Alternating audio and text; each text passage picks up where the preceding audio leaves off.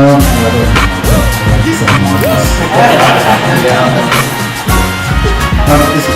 you very much. You really touched me.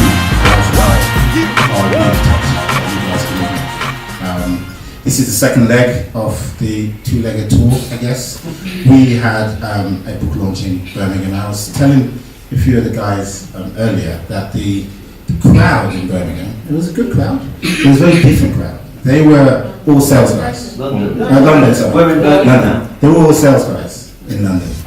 And so we really just had a big rallying cry. We're in sales and we should do better and this is our freedom. But here, most of the people here are not in sales. So it's going to be a very, very different speech. I'm going to really say this speech in two phases almost. So one is the story of the book, and then I'll tell you what the book means. So let me start with the story of the book. I think Serena said a few things, my mom said a few things, giving you some insights into how this book came about. So I've been in sales for 20 years, and this is corporate sales. And every time I meet someone, they say, what do you do? A cocktail party or a wedding or something? And I say, I'm a salesman. And straight away, the view is, salesman, you mean like door to door or something? You know? And I said, no, it's not door to door. It's corporate selling. And they would say, so what makes you good at selling? And I said, well, you tell me. He said, keep the gap, talking. I said, well, I love talking, but that's not what will make you good at selling. If you talk your way selling, you're going to talk your way out of a job. The issue about selling is listening and adding value, but I'll talk about that in a second. So, but I've still been proud of my profession, because I see it as a profession. But the problem with selling is that anyone can get into the profession. It's easy. You could be a graduate, or you could be a guy that's 16 and you walk into it. The barriers of entry are very low. And so you get a lot of cowboys that really give the profession a bad name. So there's that in the backdrop. And there's me now, a sales director for, not my last company, but a company before that. And I had to take on, or I inherited, about 6 guys who were all trying to be very good at sales, but weren't very good at sales. In the sense that they were very enthusiastic, they could be focused, they were very intelligent, but they just needed to really think like what I would term rainmakers. Now the reason why I use the word rainmaker is because it has a positive connotation to it, as opposed to salesman. Now, when you say rainmaker, either you know what it means, or you ask, what does rainmaker mean? Which means I can define it for you, and that's positive. So, my job was to turn these guys into rainmakers. Now, if you're in sales, or if you're in a fast-moving industry, no one has time. 25 hours a day is not enough. And so, we did training, but after a while, I had to coach these guys. I didn't have the time to coach them. So what I did is I sat down and every day wrote an email. Now this email was meant not to tell them what to do, that's what the training is there for. The email was for them to think about what they're doing and challenge the way they think and the way they act. That's all. So it's a very short email. But I started sending emails thinking I'll just do this for a few weeks. It went into months. And in the end, it was a good 9 months of emails every single day that these guys received. But the difference was that by the time the 9 months was up, their targets soared, their pipeline soared, and they started making a lot of money. They started to become very good salespeople. They started to become rainmakers, which is great. So that's how the email started. And then I forgot all about it until people like Serena and a few other people convinced me to try and write this book. Now, I would never say I was an author. I'm not a writer, per se. I didn't think I was. So I was thinking, well, how am I going to turn this into a book? Easy. Just push all these emails together, I'm buying it, and there's the book. It's not that difficult. I mean, you have to think that I'm working, right? You know, I'm the sales director, but I've got things to do. I can't start thinking about writing books and looking over the lake and gaining inspiration. You know. But then when I looked at it, I realized that, no, that's not going to happen. So it took me another year and a half to get it to this stage. If it wasn't for Serena, it wouldn't have happened. I mean, there are things, for example, when the book was more or less done, and we were reviewing it, we paid for 2 different people to actually edit the book, and there were still mistakes. And there was a guy I know called Marek who is so pedantic, and he edited the book. Every day on the train, we go through a chapter, and he gave me grief about the chapter. So, but even then, yes, and I said, look, I wrote the book, please. Okay. But even then, right at the last minute, when we're about to go to print, Serena said, have you fact-checked these facts and things to put in the book? You know, and at that point I'm thinking about Trump, you know, fact-checking and alternative facts. And I said, well, it's correct. She said, well, let's check. I said, it's correct. Trust me, I know my stuff. So Serena would check everything, and there were things that were a bit off. Like I would say, this study came out in 1994. It was actually 1995. Little things like that. And Serena went through all of those through the book, and I kept on arguing because I'm thinking, why are you spoiling my book? If I thought it was 94, it's 94. Yeah, exactly. You know. But Serena insisted. So, you know, being the neck of the family, Serena insisted that we had to go through this, and we went through. So it took another week or so to go through that before we went to print. So the book's done very well. It went up to number 24 on the Amazon bestseller list. All this is via social media, via LinkedIn and Facebook and what have you, Twitter. So a lot of people have taken on this book. Every time I write one of the articles and put it on LinkedIn, it gets like thousands of views, and people are very interested in what I have to say. It's on sale in 21 countries, but only in one language, so I haven't got that far. Well, it's in French, and it's all in English, but it's on sale in many countries. And I actually saw it on eBay, and I thought, and it's not eBay as in second hand. It's eBay as in new, so they'll get it from Amazon or what have you, however they do it. But I sent a text out to guys saying, you know, if you see your book on eBay, you know you made it. It's that close to you, right? So that's the story of the book. So I encourage you to, you know, buy a copy of the book because what I'm about to tell you now is what the book's about. Now, I mentioned Rainmaker, and you're going to obviously put the two together. Say Rainmaker is synonymous with selling. Sort of. Yeah, I can see where you put that together. But a Rainmaker is so much more than a salesperson who is in the profession of selling. So obviously what selling is you would add value in some shape or form, either your company or yourself or both, or your product, to someone else. They will then pay your company for the exchange of that value. That's selling. But then, isn't that the point of life when you think about it? Where you have something of value that you want to give out, and people would appreciate and pay you. It doesn't have to pay you in cash, but pay you through the appreciation of whatever it is that you have of value.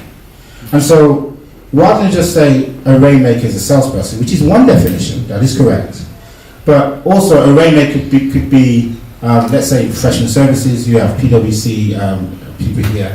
Thank you very much for coming, by the way. And you know that within your firm, your partners and your relationship managers are Rainmakers, for example. And sometimes even yourselves, whatever you do, you're talking to the customer, you're relating to the customer then decides, this is of value, I want to buy some more of these. You are Rainmaking, even though you wouldn't see yourself as a salesperson. Well, if you're a nurse, or a doctor in the medical field, when you are adding value to your patients and they're appreciating that, whether it's by your bedside manner or the way you respond or spotting a diagnosis that no one else could see, but you were smart enough to see that at that time, you are exchanging value. That is Rainmaking. If you're a pastor, well, you all know about pastors, but if you're a pastor, you're Rainmaking. So it is in every form of life and whatever you do. But so I thought about a definition. Now, before I go into that definition, the classic definition of a Rainmaker is in every organization, whether it's a business, a charity, a hospital, doesn't matter, that 80% of the revenue that comes into that organization is really from 20% of the individuals in the organization. Doesn't matter who those individuals are. It could be that the MD of that company or the chairman is clearly in that 20% because he's doing so much to bring in revenue. It could be someone in the mail room that knows a guy before you know it, he's bringing, who knows? But it always comes from 20%. So it's the 80-20 rule, the Pareto's law. And so that's where it is. Whatever organization it is, if you're in that 20%, you're the rainmaker. Now here's my definition. Samina's alluded to that earlier, and here it is. It's a rainmaker is an individual who creates growth for the benefit of all through commitment. Creates growth for the benefit of all through commitment. So what does that mean? Let's break it down for you. Creates. A rainmaker creates something. It doesn't just sit back. It creates something from the non-existent nothingness and brings it into existence. And something happens through the transfer of value, as I mentioned earlier. That's what they do, is they create. But then they create growth. Growth in some form. Yes, we know that if you're a salesperson and you're a rainmaker in that respect, your growth is through revenue. And the more you bring revenue to a company, the more the company grows. Market share and all sorts, great. But what about personal growth as an individual? What about spiritual growth? What about, financial growth as an individual? Or global growth? Or any form of growth? It's the same thing. You are creating something to have growth. But then, how do you do that? And this is where I use the word commitment. Now, the funny thing about commitment, I love into this. The funny thing about commitment is it's a double-edged sword, commitment. So on one hand, you're committed to being winning. You're committed to creating growth. You're committed to being better, being sharper, being more focused, understanding value, understanding how you trade value, understanding yourself, being better, committed to excellence. Yeah, you're committed to all these things. Without commitment, you can't be a rainmaker because you can't create growth. It's not possible. So the uncommitted rainmaker, as a phrase, is an oxymoron. It's impossible. You can't have a rainmaker who's uncommitted. But there's a second side of that word, commitment. And that side is nothing happens until one party is getting another interested party to commit to something. So when you have that growth, you're transferring value, but that other person or that other party has to commit to that. So in sales, we call it closing. Oh, I've done the deal, I've closed the deal, that party is committed. But there's a famous saying by a gentleman called Patterson, who started a company called NCR, National Cash Register. And he's the guy that started the very first organized, structured sales force. So rather than just guys peddling stuff, it was more like a sales force who are thinking the same, being trained, and giving out the same message. And so he came out with this phrase that nothing ever happens until someone sells something. Nothing in society, nothing happens. Because without transfer of value, movement doesn't happen. So there's no growth in society, there's nothing. No technology, no inventions, nothing. No politics, nothing. And that's the key thing. But then I take that further and say, if someone is not committed to gaining value from another person, then nothing happens. And that's why that's the other side of commitment. If you can't find a way to get someone to commit, then it's not going to happen. So, give an example with Serena and I. So, Serena wants me to do something, and I'm saying, no. She has to find a way to get me to commit to do it, right? And so she cooks me the best meal, and she finds a way, and it's nice, and I commit. So she has added value in some shape or form. She got me to commit. She was committed to her course, but nothing could happen. Doesn't matter how committed you are. No movement's going to happen without another party being committed. And that's key to this. So a rainmaker is an individual who creates growth, and the key thing as well is for all. It's a benevolent situation. There's no point in just creating growth for yourself. That's not what rainmaking is about. It's about real value for all around you. And so when you bear this definition in mind, you realize that you all have the potential in your lives, whatever you do, to be rainmakers. And so this book is 180 insights. I don't call them chapters. They're just insights. Easy to read. They don't follow each other. You can just dip in and dip out. In fact, the best way to read this, in my opinion, is just once in a while, just scroll through it. I'll read that one. I'll read insight 112, for example. Now, some insights will hit you like a lightning bolt because they're designed for that. Others, you'll be like, well, that makes sense. That's great. And move on. It really does depend on what you're reading. You can read it from cover to cover, absolutely, or read it an insight a day. I have a guy I know who bought this book, and he has a team of 12 guys, and every morning they read an insight, and then they apply it into their daily job routine. Just 12 of them. Everyone get together like a sales meeting, and they read an insight. I didn't have to do this. I just heard this. This is great, but they understand the value of this. So I encourage you, buy one for yourself, buy one for your friends, for your colleagues. You get it online, you get it in Kindle. I'm going through, it'll be out Audible in a few months. Audio, but the company's called Audible. So you download it from audible.com, and then, so it's a bit like Kindle. Audible is a Kindle, it's a name. But, and it'll also be available on CDs in audio, which you can then also order, if you like that kind of thing. But think about this thing. Just think about your lives. Think about challenging yourselves to be the best you can be by how you interact with others. That you're committed to being whoever you want to be and whatever you want to do, but also you get others to commit to your idea, because that's how movement happens. And that's what this is all about. So thank you very much for your time, and let's make it rain. Thank you.